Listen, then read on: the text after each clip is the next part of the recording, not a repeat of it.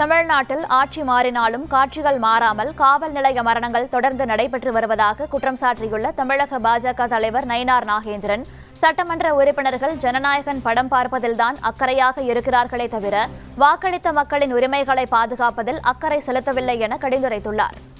வீட்டிலிருந்து நபரை எடுத்துக்கொண்டு போய் இந்த மாதிரி அடித்து கொண்டிருக்கிறார்கள். இதற்கு தகுந்த நடவடிக்கை எடுக்க வேண்டும். சம்பந்தப்பட்ட காவல்துறை அதிகாரிகள் மீது தகுந்த நடவடிக்கை எடுக்க வேண்டும். இந்த குடும்பத்திற்கு கண்டிப்பாக ஒரு இழப்பீடு கொடுக்க வேண்டும். இது தொடர்ந்து நடைபெற்று வந்து கொண்டிருக்கிறது.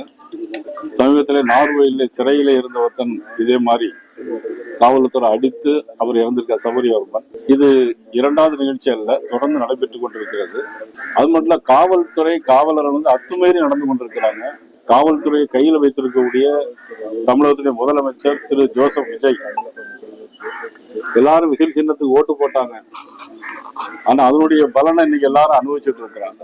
அமைச்சர்கள், சட்டமன்ற உறுப்பினர்கள் ஜனநாயகம் படம் பார்க்கறதெல்லாம் இருக்காங்க தவிர வாக்களித்த மக்களுக்கு தங்களுடைய உரிமைகளை பெற்றுத் தருவதில் அக்கறை செலுத்தவில்லை. இதை பொதுமக்கள் பார்த்து கொண்டிருக்கிறார்கள். சோ அந்த ஆட்சிகளுக்கும் இந்த ஆட்சிகளுக்கும் எந்த வித்தியாசமும் இல்லை. காட்சிகள் தான் மாறிக்கொண்டே இருக்கிற தவிர ஆட்சியில் எந்த விதமான வித்தியாசம் இல்லை. மக்களுக்கு எந்த விதமான நன்மை இல்லை.